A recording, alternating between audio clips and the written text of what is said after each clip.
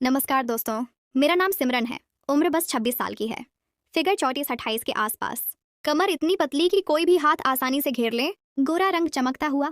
काले लंबे बाल जो पीठ पर लहराते हैं, और वो स्माइल जो लोगों को एक पल के लिए रोक देती है। मैं पूरी तरह समझती हूँ कि लोग मेरी तरफ क्यों देखते हैं, क्यों नजरें टिक जाती हैं। और हाँ, ये सब देखकर मुझे एक अलग सा मजा आता है, एक छोटा सा थ्रिल। शादी को 4 साल हो गए। मेरे पति राजेश शहर में जॉब करते हैं। हफ्ते में सिर्फ 2-4 दिन ही घर आते हैं। घर में मैं, सासू माँ, ससुर जी और देवर करण रहते हैं। करण 23 का है। कॉलेज खत्म करके अब जॉब ढूंढ रहा है।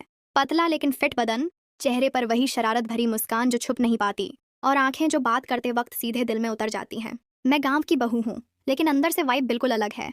चलती हूँ तो लहंगा हल्का सा हिलता है, पल्लू कभी कभी धीरे से सरक जाता है, और मैं जानबूझकर थोड़ा वक्त लेती हूँ ठीक करने में, ताकि जो देखना चाहे वो मजे ले ले। गांव की खुली हवा, धूप और ये सब ने मुझे और भी सुंदर बना दिया है। आज शाम हम सब आंगन में बैठकर चाय पी रहे थे। सासू माँ ने करण से कहा, करण बेटा, अब शादी की बात सोच ले, घर बसा ले। सिमरन बेटी तो हर काम में माहिर है, सब कुछ संभाल लेती है। मैंने करण की तरफ देखा। वो मेरी आंखों में सीधा घूर रहा था, मुंह पर हल्की सी नोटी सी स्माइल। मैं बोली, हाँ करण, अब तू बिल्कुल मर्द बन गया है।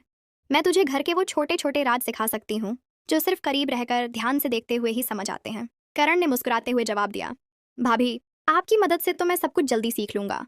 आपके साथ रहने से हर काम में अलग सा मजा आ जाता है। पास बैठकर ध्यान से सीखना, ये तो कुछ और ही बात है। उसकी बात सुनकर मेरा दिल थोड़ा तेज धड़धक उठा। ये सिर्फ मजाक था या इसमें कुछ गहरा मतलब?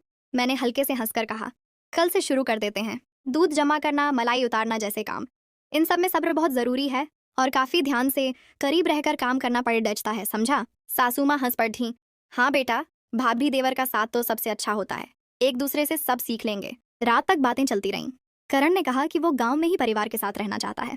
भाभी जैसी केयर और समझ मिली तो मैं कहीं नहीं जाऊंगा, बस यहीं आपके साथ रहूंगा। मैं चुप थी, बस हल्की सी स्माइल दे रही थी। दिल में एक अजीब सी हलचल थी। सोच रही थी कल सुबह क्या होने वाला है। सुबह जल्दी उठकर मैं किचन में पहुंच गई। दूध चढ़ाया और मलाई बनाने की तैयारी शुरू की। करण भी जल्दी आ गया और किचन के दरवाजे पर खड़ेरीडा होकर बोला, भाभी मैं आ गया। आज से सीखना शुरू? मैं मुस्कुराई और बोली, हाँ आओ इधर बैठो। पहले दूध ठंडा होने दो, फिर मलाई उतारनी है। वो काउंटर के पास आकर खड़ी डीडीछा हो गया, थोड़ा करीब, लेकिन इतना नहीं कि कुछ गलत लगे। उसने धीरे से कहा, भाभी आप मलाई कितनी अच्छी तरह उतारती हो। मैं भी सीखना चाहता हूँ, आपके साथ रहकर तो सब आसान लगता है। मैं हंसकर बोली, ठीक है, लेकिन मलाई उतारने में सब्र चाहिए। हाथ धीरे धीरे चलाना पड़ता रिश्ता है, वरना सब बिखर जाता है। वो और थोड़ा पास शिफ्ट हुआ। अब हम दोनों काउंटर पर साथ खड़े थे। उसने बोला, भाभी मुझे लगता है आपके साथ सीखने से सब्र भी आएगा। आप इतनी आराम से सब करती हो, कभी कभी दिल करता है कि आपके तरीके को बिल्कुल करीब से देखूं। मेरा चेहरा हल्का सा गर्म हुआ, लेकिन मैंने नॉर्मल बिहेव किया। बाउल उठाया और बोली, चलो हाथ साफ करो और ये बाउल ले लो। मैं बताती हूँ कैसे हिलाना है। हल्के हाथों से, पूरा कंट्रोल में। वो बाउल लेकर मेरे सामने खड़ा हुआ। मैंने उसके हाथों के ऊपर अपना हाथ रखकर दिखाया, ऐसे धीरे धीरे गोल गोल घुमाओ। जितना धीरे उतारोगे उतनी मोटी और अच्छी मलाई बनेगी। करण ने आंखें बंद करके कहा, भाभी ये फील कितनी अच्छी है। आपके साथ सीखना अलग ही बात है। मैंने हाथ हटा ली और बोली, अब खुद ट्राई करो, मैं देखती हूँ कितना अच्छा सीखा है। वो मुस्कुराया और काम शुरू कर दिया, लेकिन उसकी नजरें बार बार मुझ पर आ रही थीं। मैं भी अंदर से थोड़ी सी हलचल महसूस कर रही थी, लेकिन बाहर से सब सामान्य रख रही थी। शाम तक हम दोनों किचन में ही रहे। छोटी छोटी मदद, हल्की फुल्की बातें। हर बार वो थोड़ा करीब आने की कोशिश करता, मैं हंसकर टाल देती, लेकिन दिल में एक अजीब सा सस्पेंस बन रहा था। ये सब सिर्फ सीखने की बात है या इसके पीछे कुछ और भी है? अगली शाम हम सब घर के पीछे वाले छोटे से बगीचे में बैठे थे। सासू माँ ने कहा था कि पुराने समय का कुछ काम आज फिर से शुरू करना है। गांव में पहले लोग शाम को बगीचे में बैठकर हल्की फुल्की बातें करते थे और साथ में कुछ छोटा मोटा काम भी निपटा लेते थे। आज करण ने खुद ही सुझाव दिया था कि हम लोग बगीचे में बैठकर पुरानी लालटेन साफ करेंगे। वो लालटेनें जो सालों से अलमारी में पड़ी ही थीं, अब बिजली आने के बाद कोई इस्तेमाल नहीं करता था। मैंने कहा, ठीक है, चलो आज वो पुरानी लालटेनें निकालते हैं।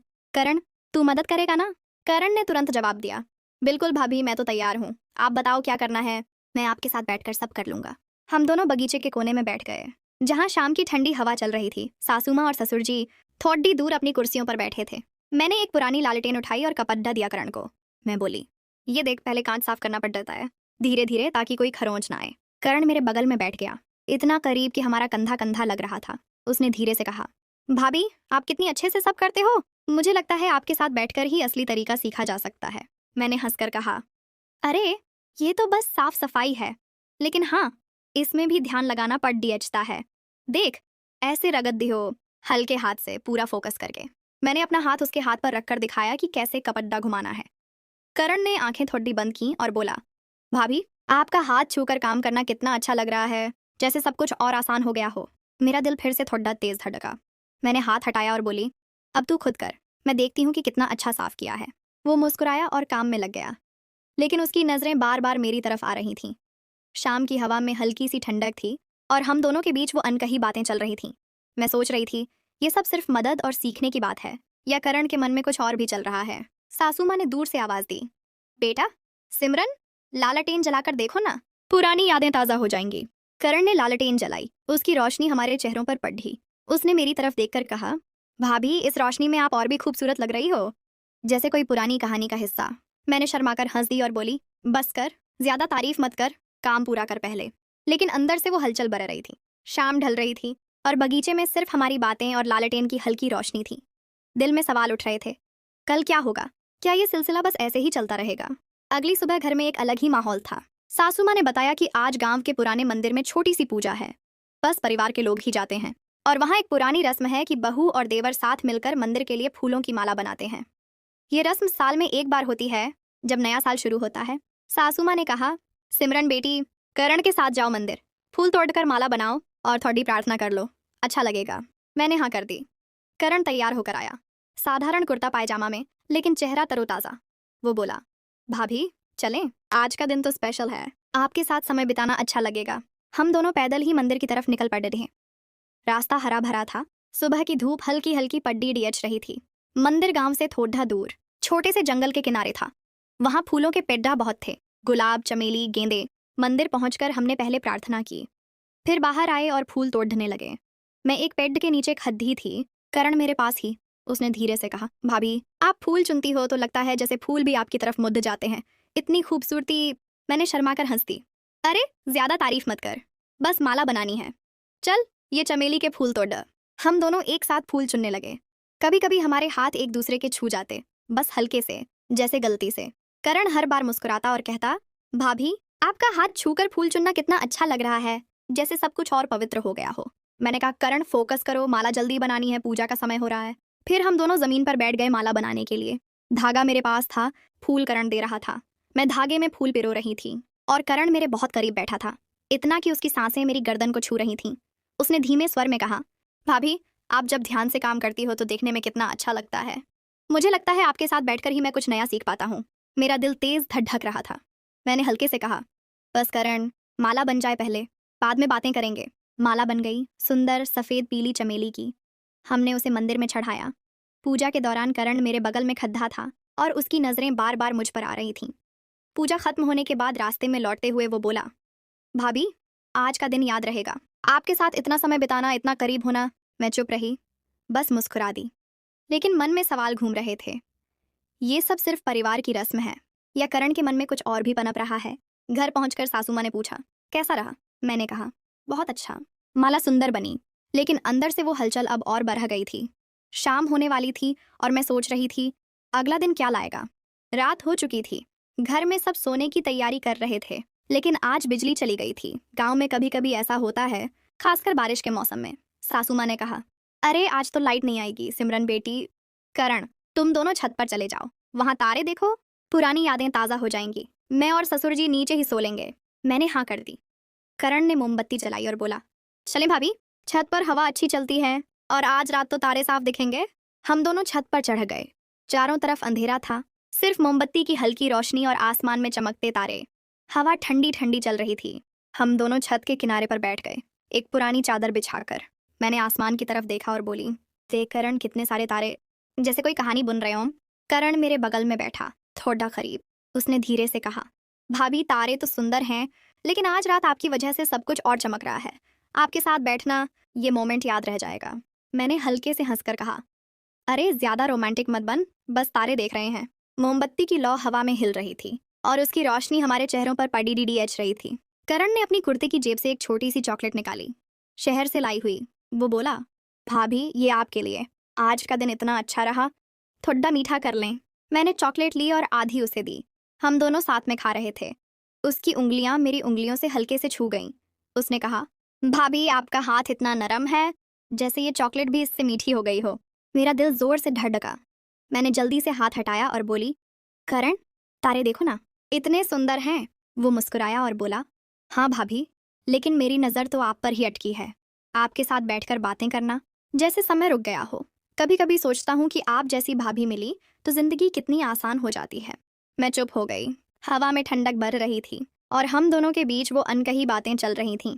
मैं सोच रही थी, ये सब सिर्फ भाई बहन वाली फीलिंग है या करण के मन में कुछ और भी है। मोमबत्ती की लौ कमजोर पड्डी डियच रही थी और अंधेरे में सिर्फ हमारी सांसों की आवाज़ सुनाई दे रही थी।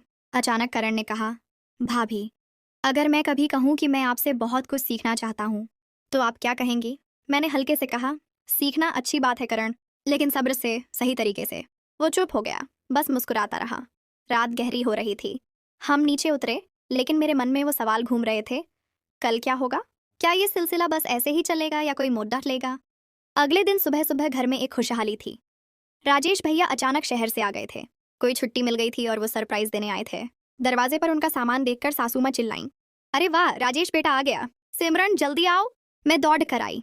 राजेश ने मुझे गले लगाया और बोला, सिमरन, कितना मिस किया तुम्हें। ये बारिश के मौसम में घर आना अच्छा लगा। करण भी बाहर आया। वो राजेश भैया को देखकर खुश हुआ, लेकिन उसकी आंखों में एक पल के लिए कुछ अलग सा दिखा, जैसे कोई बात रुक गई हो। राजेश ने सबको गले लगाया और बोला, सब ठीक ठाक है ना? करण, तू अब जवान हो गया है, अच्छा लग रहा है। दिन भर घर में हंसी मजाक चलता रहा। शाम को हम सब आंगन में बैठे। राजेश ने कहा, आज रात हम सब मिलकर कुछ पुरानी यादें ताज़ा करेंगे। कोई गेम खेलें, जैसे बचपन में खेलते थे, अंताक्षरी या कोई कहानी सुनाना। करण ने सुझाव दिया, भैया, क्यों ना हम सब एक एक करके कोई पुरानी कहानी सुनाइए। भाभी से शुरू करें, वो तो अच्छी कहानियां सुनाती हैं। मैंने हंसकर कहा, ठीक है, लेकिन छोटी सी ही। मैंने एक पुरानी गांव वाली कहानी सुनाई, एक बहादुर बहू की जो परिवार को हर मुश्किल से बचाती है। सब सुन रहे थे। करण मेरी तरफ देख रहा था, लेकिन अब उसकी नजरें अलग थीं, जैसे वो कुछ समझ रहा हो। राजेश ने मेरी तरफ देखकर मुस्कुराया और बोला, सिमरन, तुम्हारी वजह से ये घर कितना खुशहाल है। तुमने सब संभाला, मुझे गर्व है। करण ने अचानक कहा, भैया सच में भाभी ने मुझे बहुत कुछ सिखाया है। गांव के काम, घर के राज और सबसे बड़ी बात, परिवार क्या होता है। राजेश ने करण के कंधे पर हाथ रखा। अच्छा किया बेटा, अब तू भी शादी कर ले, अपना घर बसा ले। मैं तेरे लिए अच्छी लड़की देखता हूँ। करण ने हल्के से मुस्कुराकर कहा, हाँ भैया, अब समझ आ गया है कि असली साथ क्या होता है। रात को सब सोने चले गए। मैं और राजेश अपने कमरे में थे। राजेश ने कहा, सिमरन, लगता है करण अब समझदार हो गया है। पहले वो थोड़ा शरारती था, लेकिन अब वो तुम्हें बहुत सम्मान देता है। मैंने मुस्कुराकर कहा, हाँ, वो अच्छा लड़का है, बस सीख रहा है। लेकिन मन में अब सारा सस्पेंस खत्म हो चुका था। वो सब करीबी पल, वो हल्की हलचल, सब सिर्फ एक भाई की तरह सीखने की चाहत थी। करण ने कभी कुछ गलत नहीं सोचा, बस वो परिवार का हिस्सा बनना चाहता था और मेरी वजह से उसे वो सुकून मिला। अगली सुबह करण ने मुझे अलग से बुलाया और कहा, भाभी, आपने मुझे बहुत कुछ सिखाया। मैं अब समझ गया हूँ कि असली मज़ा परिवार में रहने में है, न कि कहीं और। शुक्रिया। मैंने हंसकर कहा, बस करण, अब तू भी अपना घर बसा ले। मैं तेरी भाभी हूँ, हमेशा रहूंगी। कुछ दिन बीत गए। करण की शादी की बात पक्की हो गई। एक बहुत अच्छी, समझदार और सुंदर लड़की मिली, गांव की ही, पढ़ी लिखी और परिवार को बहुत मान देने वाली। घर में सब खुश थे। मैंने पूरी तैयारियां की, मंडप सजवाया, मेहंदी की रस्में करवाईं, कपड़े चुने, सब कुछ परफेक्ट रखा। शादी के दिन घर में रौनक छाई हुई थी। दुल्हन आई, सबने आशीर्वाद दिया। करण मुझे देखकर मुस्कुराया। जब सब थककर सो गए तो करण ने मुझे आंगन में बुलाया।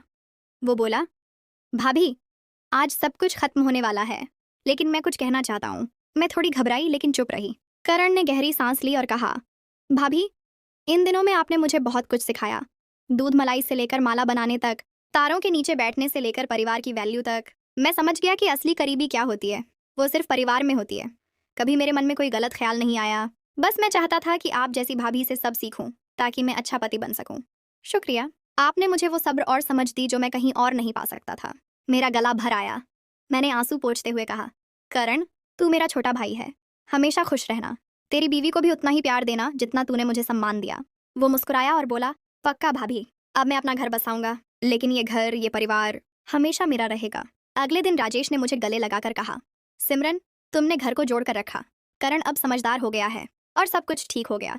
तुम्हारी वजह से ये घर आज भी इतना मजबूत है। मैंने बस मुस्कुरा दिया। दोस्तों, जिंदगी में कभी कभी बहुत करीबी होने का मतलब सिर्फ प्यार, सम्मान और परिवार होता है, कुछ गलत नहीं। वो सारे पल, वो हलचल, वो सस्पेंस, सब एक अच्छे भाई बहन के रिश्ते की गर्मजोशी थी। कभी कुछ गलत नहीं हुआ। बस एक देवर ने अपनी भाभी से जीवन के सबसे खूबसूरत सबक सीखे और एक बहू ने परिवार को और भी मजबूत बनाया।